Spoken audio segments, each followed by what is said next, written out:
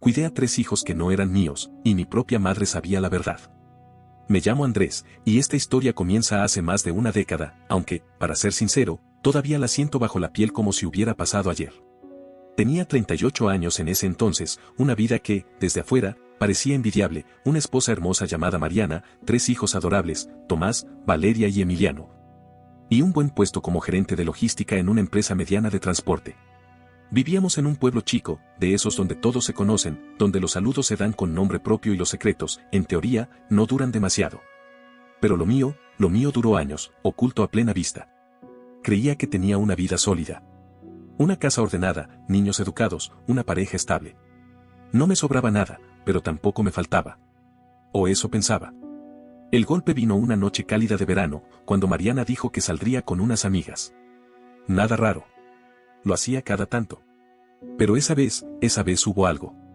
Algo en su forma de evitarme la mirada, en lo mucho que se había arreglado, en lo rápido que cerró la puerta detrás de sí. No soy un hombre celoso. O al menos no lo era.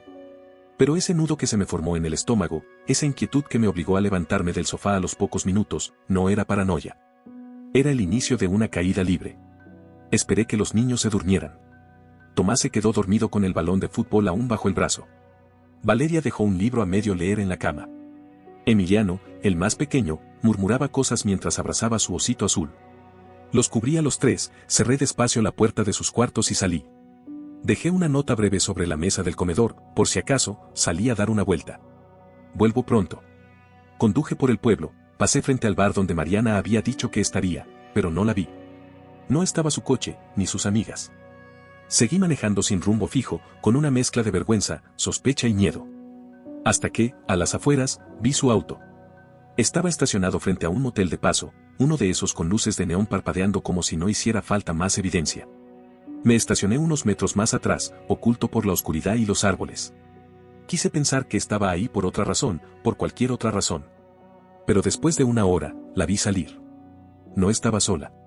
Rubén, el entrenador de fútbol de los chicos, iba a su lado. Sonreían. Se besaron. Rieron. Subieron a sus respectivos autos como si acabaran de ver una película romántica. No sabían que los observaba, que mi mundo se deshacía en tiempo real. Pero lo peor no fue verlos besarse. Lo peor fue lo que escuché después. Me acerqué a la entrada del motel. Tal vez buscaba una confirmación que ya tenía. Y entonces, escuché su voz. Mariana, hablando por teléfono con alguien. Él no sospecha nada, dijo.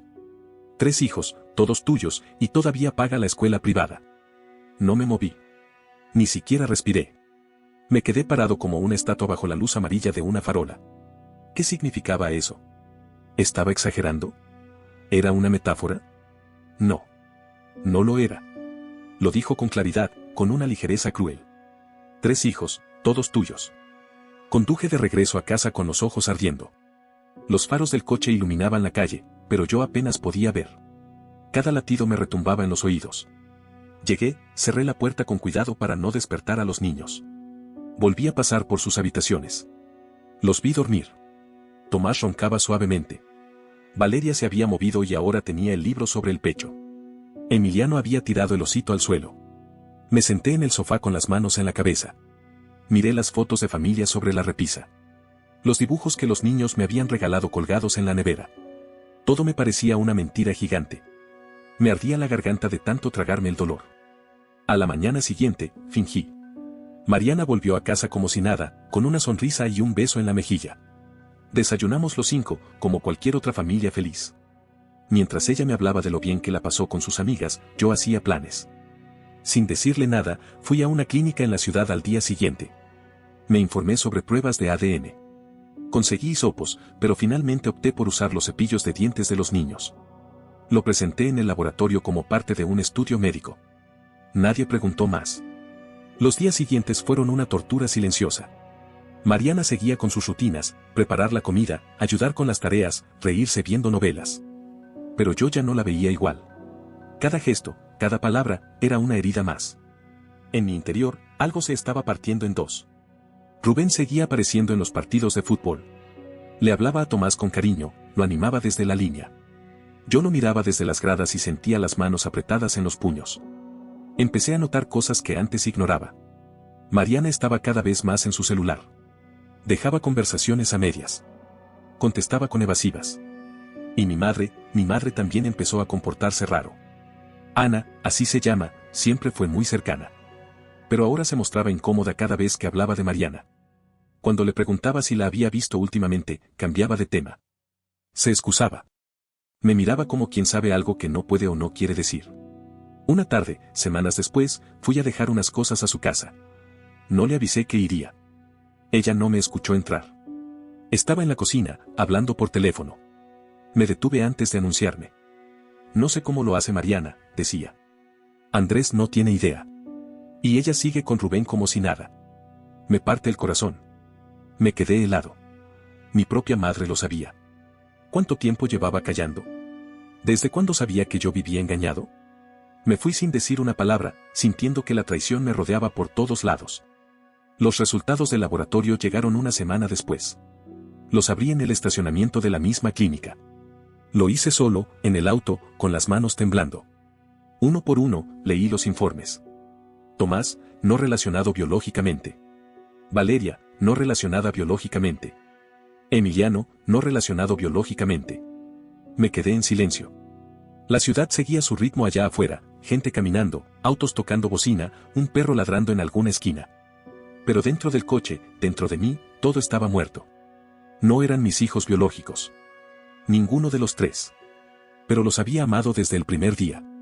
Les cambié pañales, les leí cuentos, los llevé al médico, los vi dar sus primeros pasos. ¿Eso se borra con una prueba de laboratorio? No. Pero tampoco se puede ignorar. Y entonces decidí que no me iría en silencio. Que si el mundo se estaba cayendo a pedazos, al menos yo iba a elegir cómo. Acción de Gracias se acercaba. Mariana propuso hacer una cena grande en casa. Invitó a mi madre, a algunos primos y amigos. Sería lindo celebrar todos juntos, dijo. Yo sonreí. Asentí. Le dije que era una gran idea. Y mientras ella planeaba menús y encargaba el pavó, yo preparaba mi venganza. Los días previos a la cena de Acción de Gracias fueron una actuación digna de premio. Mariana no sospechaba nada. Seguía con sus planes, emocionada por decorar la casa, por elegir el mantel, los centros de mesa, las servilletas con bordes dorados. Yo la observaba en silencio. Me costaba mirarla sin sentir una punzada de rabia. Cada vez que le dirigía la palabra, sentía que usaba una lengua prestada. Que era otro quien hablaba desde mi cuerpo. Mientras tanto, reunía todo. Las pruebas de ADN, 3 sobres, 1 por cada niño. Las pruebas de la infidelidad, mensajes que recuperé de su celular cuando se descuidó, fotos que tomé aquella noche frente al motel, incluso el recibo de la habitación. Lo guardé todo en una carpeta y de ahí en sobres individuales. No pensaba gritar. No pensaba hacer escándalo. Iba a mostrar la verdad con documentos, con hechos, con la misma frialdad con la que ella me destruyó. La noche de la cena llegó. La casa olía a pavó, a especias, a pan recién horneado. Valeria decoró la mesa con unas velas blancas, Tomás ayudó a servir las bebidas. Emiliano iba de un lado a otro con una corona de cartulina que había hecho en la escuela. Mariana reía, hablando con mi madre como si nada. Como si no supiera que esa mujer había sido su cómplice en silencio. Ana me evitaba la mirada.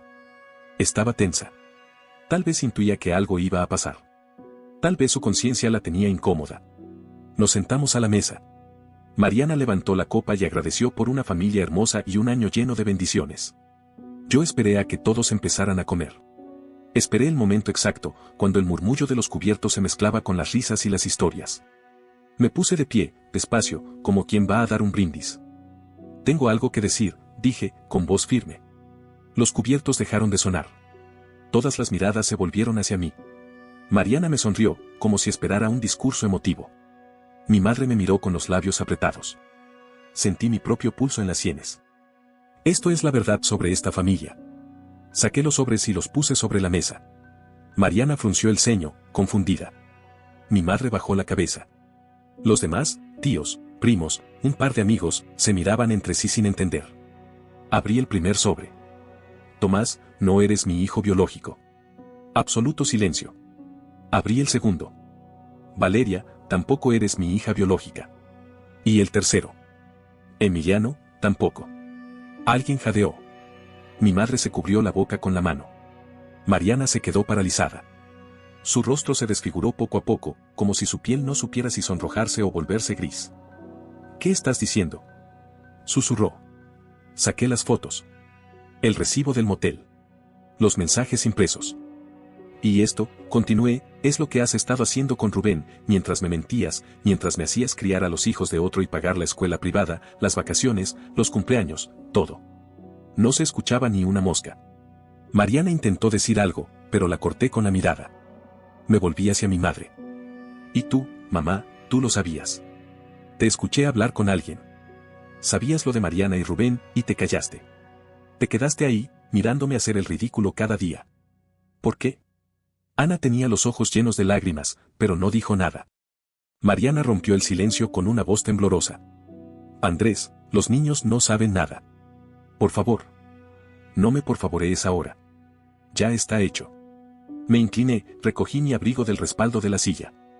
No tengo nada más que decir, murmuré. Y me fui. Crucé la sala mientras los chicos me miraban sin entender. Crucé la puerta sin mirar atrás. Cerré de un portazo que no fue de rabia, fue de clausura. Manejé sin rumbo esa noche. Dormí en un motel de paso, el mismo donde ella había estado con Rubén. No sé si fue un acto de ironía o de autodestrucción. Solo sé que miré el techo toda la noche sin cerrar los ojos. Pensé en los niños. En todo lo que había perdido. A la mañana siguiente renuncié a mi trabajo. Saqué todo el dinero que tenía ahorrado, vendí la casa, porque sí, estaba a mi nombre, y desaparecí del pueblo. Me fui con opuesto y con una idea que me ardía en la cabeza, no iba a quedarme como el hombre al que le destruyeron la vida. No iba a ser el tipo que se volvió una sombra. Iba a construir algo tan grande, que todos los que me dieron la espalda tuvieran que levantar la cabeza para verme. Empezó así, una maleta, un auto viejo, y un corazón hecho polvo. Mi primer destino fue Ciudad de México. Elegí el caos para perderme. Necesitaba ruido, movimiento, millones de personas ajenas a mi historia. Nadie me conocía, nadie me preguntaba nada. Era un alivio brutal. Al principio dormía en hostales baratos y comía lo justo. Tomaba cualquier trabajo que encontrara, ayudante en una mudanza, camarero en un restaurante donde me trataban como un número, cargador en una bodega de abarrotes. No me daba vergüenza. Cada peso lo convertía en libros. Cursos online. Tutoriales. Me obsesioné con aprender programación, análisis de datos, desarrollo web. Me pasaba las noches frente a una laptop usada que compré con el primer sueldo. Dormía poco, comía mal, pero me aferré a eso como si fuera un salvavidas. No tenía a nadie. Ni Mariana, ni Ana, ni los niños. Pero tampoco tenía ataduras. No debía explicaciones, no debía amor. Era un hombre solo, con una única misión, volver convertido en leyenda. A los 2 años, entré como becario en una empresa de software mediana. Me pagaban poco, pero absorbía todo. Era el primero en llegar y el último en irse. Me aprendí los nombres de todos los servidores, entendí cada línea de código, cada estructura lógica. Mis jefes empezaron a notarlo. A los 3 años, lideraba mi primer proyecto. Para entonces ya había borrado de redes todo vínculo con mi vida anterior. En el pueblo, nadie sabía dónde estaba. Nadie me buscó. Mejor. En el 5.º año, me asocié con un ingeniero brillante y un diseñador con visión. Fundamos nuestra propia empresa. La llamamos Renovatech. Empezamos con desarrollo de aplicaciones para pequeñas empresas. Pronto, un contrato grande nos puso en el radar. En el 7.º año, un fondo de inversión nos dio capital. Abrimos oficinas, contratamos gente, crecimos. Me hice cargo de todo el desarrollo estratégico. Tenía talento para ver dónde invertir y cuándo retroceder. Y tenía hambre. Hambre de demostrar que nadie, ni Mariana, ni mi madre, podían enterrarme. Para el año 10, mi empresa valía más de $5 millones. Yo era uno de los emprendedores latinos más prometedores según una revista del sector. Tenía apartamento propio, coche nuevo, un equipo que me respetaba. Pero seguía solo. Nunca volví a confiar en nadie del todo. Nunca inicié una relación que durara más de un par de meses. Había mujeres, sí, pero ninguna cruzaba la frontera del afecto profundo. Tenía miedo de volver a amar. Tenía miedo de dar y que me lo escupieran en la cara. Y entonces, un correo me cambió la rutina. Era del área de expansión. Querían invertir en una zona rural del país donde había una fábrica antigua abandonada, perfecta para un centro de desarrollo tecnológico. Cuando abrí la ubicación en el mapa, el corazón me dio un vuelco. Era mi pueblo. Tardé un día en decidir. No porque dudara, sino porque sabía que volver significaba abrir heridas que ya habían cicatrizado de forma torcida. Pero lo hice. Viajé un sábado, en mi propio coche, el mismo que usaba para negociar contratos millonarios. Atravesé las carreteras hasta que vi el letrero que decía Bienvenidos a San Joaquín. Nada había cambiado. Las calles eran las mismas. Las fachadas, las tiendas, los árboles. Pero la gente me miraba diferente. Había salido en un par de notas de prensa. El hijo del pueblo que triunfó. Me miraban con respeto, pero también con morbo. Sabían que me habían traicionado, que me fui con el alma hecha pedazos. Me hospedé en el hotel del centro. No dije nada, solo firmé con mi nombre completo. En recepción, la señora que me atendió me reconoció. Me miró con esos ojos que no saben si preguntar o callar. ¿Don Andrés?, dijo, con voz temblorosa. ¿El hijo de doña Ana? Asentí, sin sonreír. Deme la mejor habitación. Voy a estar unos días. No le di chance de hablar más. Subí a mi habitación y me senté frente a la ventana. Desde ahí, podía ver la plaza principal, la iglesia, y al fondo, la escuela donde los chicos estudiaban. Todo estaba igual, pero yo ya no era el mismo. Esa misma tarde, fui al café del centro. Pedí un americano cargado y me senté. No habían pasado ni 5 minutos cuando lo vi entrar, Rubén.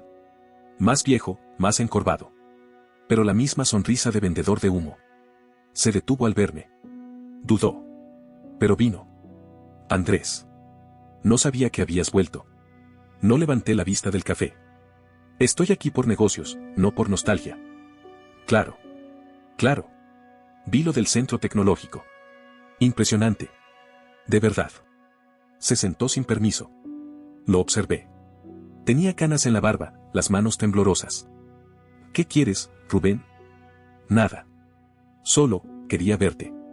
Saber cómo estabas. Solté una risa seca. Mejor que tú, por lo que veo. Se encogió de hombros. Mira. Lo de Mariana y yo. Fue un error. No lo planeamos. Pasó. Yo tampoco pensé que... ¿Tampoco pensaste que iba a criar a tus hijos? ¿Que iba a pagarles todo mientras tú te acostabas con mi esposa? Le espeté, bajando la voz, pero con filo. Rubén tragó saliva. Te juro que no lo hice para hacerte daño. Ella decía que no se sentía amada. Cierra la boca, interrumpí. Ya tuviste tu oportunidad para hablar hace 10 años. Solo quiero saber si los chicos están bien. Ahí bajó la mirada. Sí. Marcelo está en la universidad. Natalia trabaja en una librería. Leo va en secundaria. Juega fútbol. Es bueno. Me quedé en silencio. Son buenos chicos, añadió, como si eso justificara algo. Sí, respondí. Lo son. A pesar de ustedes. Me levanté, dejé dinero sobre la mesa y me fui. No volteé. No necesitaba más de ese tipo. Esa noche, no dormí. Pensé en los chicos. En cómo habrían crecido. En si me recordarían. En si me odiaban. Mañana vería la vieja fábrica. Y al parecer, el pueblo ya sabía que yo había vuelto. A la mañana siguiente, llegué a la fábrica acompañado del equipo legal y 2 ingenieros. Era un edificio enorme, oxidado, que había sido abandonado hacía más de una década. Pero tenía potencial. Mucho. El proyecto de transformación tecnológica podía cambiar la economía del pueblo. Lo que no esperaba era que Mariana estuviera ahí. La vi apenas crucé el portón. Estaba al lado del encargado local de la venta, revisando papeles, tomando notas. Vestía sobrio, pero cuidada. Aún tenía esa forma de recogerse el cabello que yo conocía de memoria. Cuando me vio, se congeló. Los papeles casi se le cayeron de las manos. Andrés, murmuró. Yo no dije nada. Solo asentí con la cabeza. Ni un saludo. Ni una sonrisa. El ingeniero jefe la saludó con normalidad, ajeno al pasado que nos unía. Mariana intentó mantenerse profesional, pero la tensión entre nosotros era visible. Las firmas se hicieron rápido. Yo revisé cada cláusula con frialdad quirúrgica. No me tembló la mano. Cuando terminamos, el ingeniero se fue a coordinar con el equipo de trabajo y el encargado local volvió a su oficina. Quedamos solos en la sala de reuniones. No sabía que eras tú quien estaba detrás del proyecto, dijo Mariana, con un hilo de voz. No es relevante, respondí. Para mí sí lo es. La miré. Había lágrimas contenidas en sus ojos. Las mismas que no vi 10 años atrás. ¿Qué quieres? Hablar. Habla. Suspiró, miró al suelo. Sé que no tengo derecho a pedirte nada. Lo que hice fue imperdonable. No espero que me perdones, Andrés. Solo quiero que sepas que, lo lamento. ¿Lamentas que me enteré o qué pasó? Ambas cosas, dijo, honesta. Tarde, contesté. 10 años tarde. Te fallé. Fui cobarde. Pero también fui tonta. Pensé que Rubén me veía de un modo que tú ya no. Me equivoqué. Perdí todo. Te perdí a ti, perdí el respeto de nuestros hijos. Eso último me dolió. ¿Qué sabes de ellos? Pregunté. Marcelo está en la universidad, estudia ingeniería. Natalia trabaja en una librería, quiere ser escritora. Leo está con Rubén. Pero últimamente se aleja. A veces no me habla en todo el día. Y te sorprende, dije con frialdad. Se limpió una lágrima. Andrés, ellos te extrañan. No dicen nada, pero yo lo sé. Nunca preguntaron por Rubén. Siempre preguntaron por ti. Yo respiré hondo. Había esperado 10 años para escuchar eso, y sin embargo, no sabía qué hacer con esa información. Lo arruinaste todo, dije, sin levantar la voz. Pero más que traicionarme a mí, les mentiste a ellos. Los hiciste crecer creyendo en algo que no existía. Lo sé, susurró. Y estoy pagando el precio. Estoy sola. Rubén se fue hace 2 años. No tengo a nadie. Solo, trabajo aquí. Sobrevivo. Entonces sobrevive, Mariana. Hazlo lo mejor que puedas. Pero no me busques. Me levanté y salí sin mirar atrás. Caminé directo al auto y me encerré, con el motor encendido y la vista perdida en el horizonte. El dolor era viejo, pero había cosas que aún ardían. Sin embargo, ya no tenía rabia. Solo cansancio. Esa noche, mientras revisaba correos en la habitación del hotel, recibí un mensaje inesperado. Era de un número desconocido, pero reconocí el nombre al instante. Marcelo, papá, me dijeron que estás en el pueblo, ¿podemos vernos? Me quedé mirando la pantalla durante varios segundos. Papá. Así, con todas las letras. No supe si responder de inmediato o dejarlo para más tarde. Pero los dedos se movieron solos. Claro, ¿dónde y cuándo? Acordamos vernos al día siguiente, en el Parque Central. Era el lugar donde solíamos ir los domingos, cuando eran niños. Comprábamos helados y veíamos volar las palomas. Me pregunté si él aún recordaba eso. Dormí mal. Me levanté temprano, me afeité, me vestí con ropa menos formal. Quería verme más cercano. Estaba nervioso. Como si fuera una cita. Como si de ese encuentro dependiera algo vital. Llegué antes de la hora. Me senté en una banca y esperé. A los pocos minutos, lo vi llegar. Marcelo. Alto, delgado, con barba y una mochila colgada al hombro. Caminaba con seguridad. Cuando me vio, sonrió. Me levanté. Nos quedamos frente a frente, sin saber qué hacer.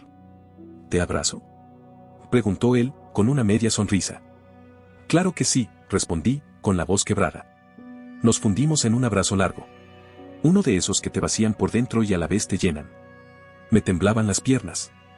No puedo creer que estés aquí, dijo él. Te ves bien. Más delgado, pero bien. Y tú, estás enorme. Eres un hombre. Nos sentamos en la misma banca. Hablamos por horas. Me contó de la universidad, de lo difícil que fue no tenerme, de cómo se enteraron de la verdad cuando eran adolescentes. Mariana nunca les dijo nada. Fue Rubén quien estalló en una pelea y lo soltó todo. Desde entonces, ya no confiamos mucho en nadie, dijo Marcelo. Natalia lo llevó mejor. Pero Leo se cerró. ¿Y tú? Yo te busqué, respondió. Durante años. Pero no te encontraba. Hasta que volviste. No quise alejarlos, dije, mirando al suelo. Pero necesitaba reconstruirme. Y lo hiciste, respondió. Vaya si lo hiciste. Todo el pueblo habla de ti. Eres un ejemplo para muchos.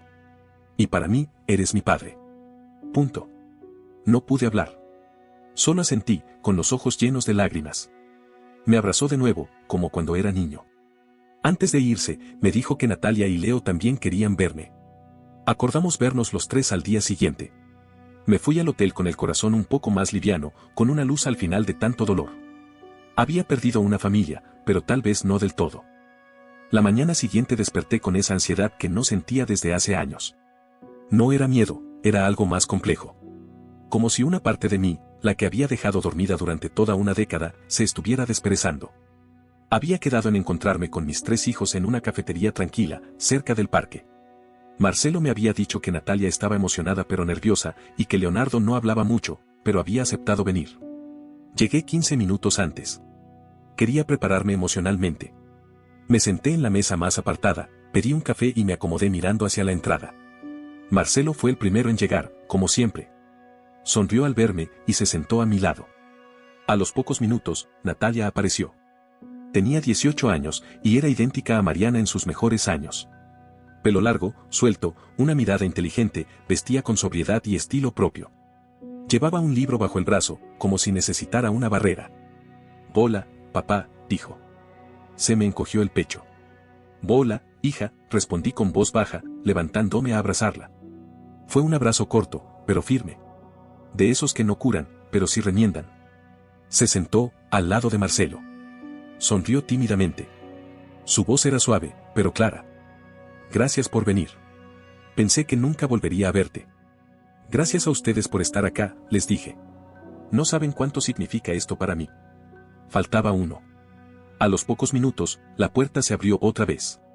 Leonardo entró con paso lento, casi arrastrando los pies.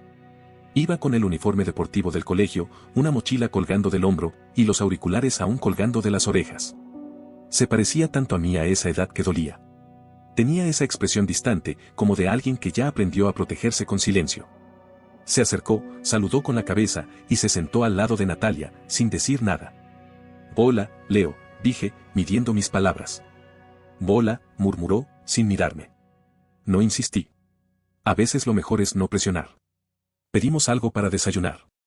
Hablamos de cosas simples al principio: universidad, deportes, libros, trabajo. Marcelo contaba anécdotas, Natalia hacía preguntas sobre mi empresa, y Leonardo solo escuchaba. Pero no se fue, y eso ya era mucho. En algún momento, Natalia dejó su libro sobre la mesa. Lo vi de reojo. Era una novela que ella misma estaba escribiendo. Eso me hizo sonreír. «¿Te gusta escribir?» «Desde siempre», dijo. «Pero mamá no lo entiende. Dice que es un pasatiempo, que busque algo más útil». «Lo es». «Es útil», respondí. «Lo que uno ama hacer siempre vale la pena. Si quieres, puedo ayudarte a publicar algo. Conozco a gente en el mundo editorial». Sus ojos se iluminaron. No dijo nada, pero esa mirada dijo más que 1000 palabras. En medio de la charla, Leonardo por fin habló. «¿Por qué no volviste antes?» La pregunta cortó el aire. Me tomó unos segundos responder. No quería mentirle.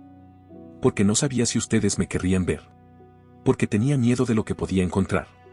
Porque me sentía destruido y no quería que me vieran así. Él me miró por primera vez. «¿Y ahora, ya no estás destruido?» Tragué saliva. Asentí lentamente. «Ahora no. Pero me tomó años reconstruirme.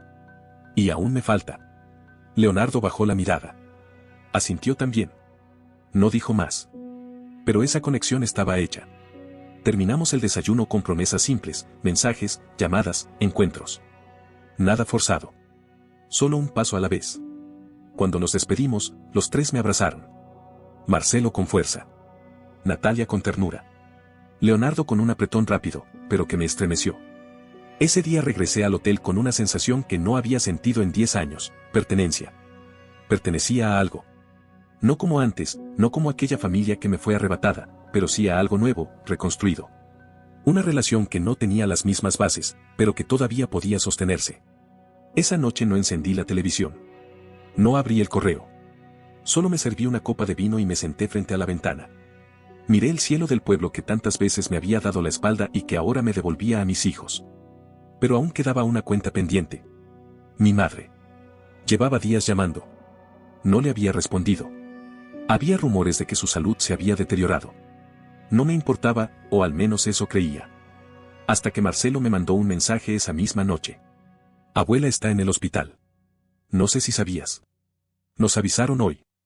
Dicen que no es grave, pero que deberías ir. Creo que quiere verte». Estuve 2 horas mirando ese mensaje. Pensé en ignorarlo. Pensé en responder cualquier cosa. Pero al final, tomé las llaves, me puse la chaqueta y salí del hotel. El hospital estaba a 10 minutos. Llegué, pregunté por ella, y una enfermera me llevó a su habitación. La encontré sola, con una bata blanca y una expresión agotada. Estaba más delgada, más arrugada, más frágil. Me miró como si no pudiera creer que estaba allí. Andrés, susurró. Me quedé en la puerta, sin avanzar. ¿Qué te pasó? Un infarto leve. Estoy bien. Solo me asustaron. Pero, no esperaba que vinieras. Tampoco yo, dije, sin dureza. Nos quedamos en silencio largo rato. ¿Por qué no me dijiste la verdad, mamá? Ella suspiró. Bajó la mirada. Porque me dio miedo. Porque pensé que si te lo decía, te destruiría. Y porque yo misma no sabía cómo manejarlo.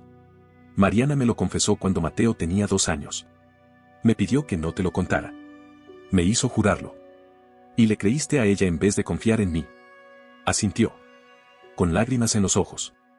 Fue el peor error de mi vida. No dije nada. No hacía falta. Te fallé, hijo.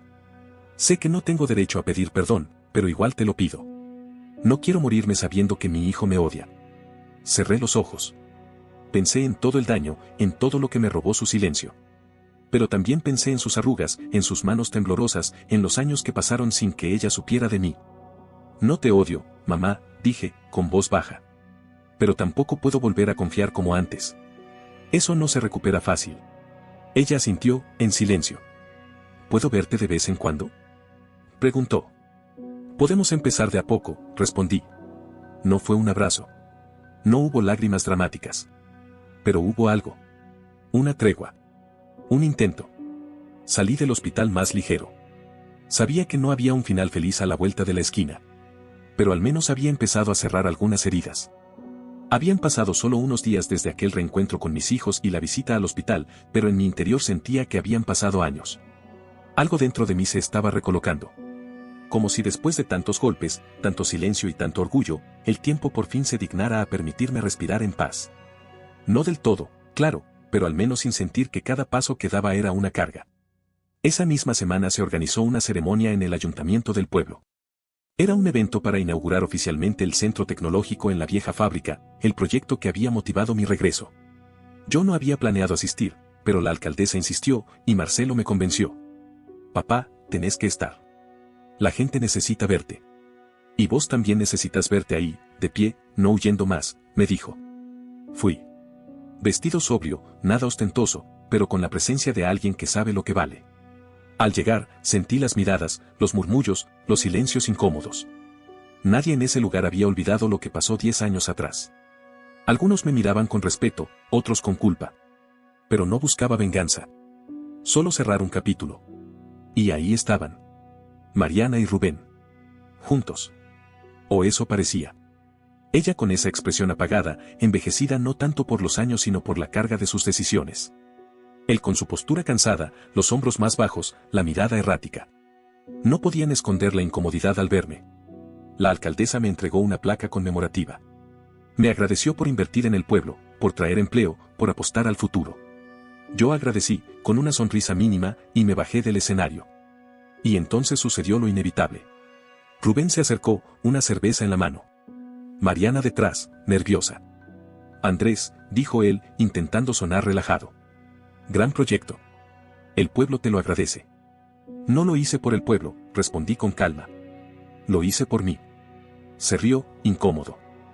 No seas así, hombre. Fue hace años. Ahí me hirvió la sangre. ¿Años? ¿Vos querés hablarme de años? Yo crié a tus hijos como si fueran míos. Les di mi nombre, mi casa, mi alma, mientras vos te acostabas con mi esposa. ¿Y ahora querés que nos riamos juntos con una cerveza en la mano? El silencio cayó como una bomba. La gente nos miraba. Mariana intentó intervenir. Andrés, no queremos problemas. ¿Problemas? La corté, con una risa seca. Los problemas los armaron ustedes. Yo solo vine a arreglar los míos. Y no se preocupen, no vine a buscar revancha. Solo quería que vieran quién soy ahora, sin ustedes. Rubén murmuró algo y se alejó, avergonzado. Mariana me miró un segundo más, con los ojos llenos de ese dolor que ya no me conmovía. Bajó la mirada y se fue tras él. Nadie aplaudió. Nadie habló. Pero tampoco nadie me juzgó. Esa noche, Marcelo me llamó. Papá, lo vi en las redes, fuiste muy directo. ¿Demasiado? no. Fue justo. No te callaste nada. Y eso también nos enseña a nosotros algo. ¿Qué cosa? Que uno puede caerse feo, perderlo todo, pero si se levanta con la frente en alto, el pasado ya no tiene cómo atarte. Me quedé un momento en silencio. Qué sabio era mi hijo. Gracias, hijo. No sabes lo que significa para mí escucharte decir eso. Marcelo me contó que Natalia lo había llamado para decirle que quería que fuéramos juntos a uno de sus eventos literarios. Que Leonardo había empezado a escribirle más seguido. Que los tres hablaban de mí, no con rencor, sino con curiosidad, con cariño. Esa noche dormí por primera vez profundamente desde que volví. Semanas después, la noticia llegó, mi madre había fallecido en el hospital. Fui a su entierro. No porque hubiera perdonado todo, sino porque la historia de uno no se puede cerrar con un portazo. Hay que ponerle un punto final, aunque duela. Estaba solo, junto al cura y una enfermera. No había flores. Solo un cielo nublado y una brisa fría que me recordó que la vida es corta y que uno debe elegir con quién la comparte. Coloqué una rosa blanca sobre su ataúd y le dije en voz baja: no fuiste perfecta, mamá. Pero fuiste mi madre. Y eso, también me hizo quien soy. Me fui sin mirar atrás. Desde entonces, me instalé a vivir cerca del pueblo. Ni demasiado cerca como para tropezar con fantasmas, ni tan lejos como para perderme lo que realmente importa. Mis hijos. Marcelo viene a verme seguido. Natalia me manda sus cuentos. Leonardo me lleva a los partidos del equipo de la secundaria. No me llaman papá todos los días, pero tampoco necesito que lo digan. Lo siento. No reconstruí una familia como la que perdí, pero construí otra. Con cicatrices, con parches, con pausas. Pero mía. Hoy tengo 49 años. La empresa sigue creciendo. Pero lo que más orgullo me da es ver a mis hijos crecer con valores, con criterio, con amor propio. Y saber que, a pesar de todo, su concepto de familia todavía me incluye. A veces me preguntan si volvería a hacer todo igual. Y la verdad, no. Pero tampoco cambiaría quién soy ahora. Porque hay cosas que solo se aprenden cuando te rompen el corazón, te rompen la confianza, te rompen el alma, y aún así decidís levantarte, mirar hacia adelante, y decir: no me van a definir por lo que me hicieron. Me van a recordar por lo que hice con eso. Y eso, al final, es lo que vale. No olvides dejar tu opinión en los comentarios, dejar tu like y compartir este video.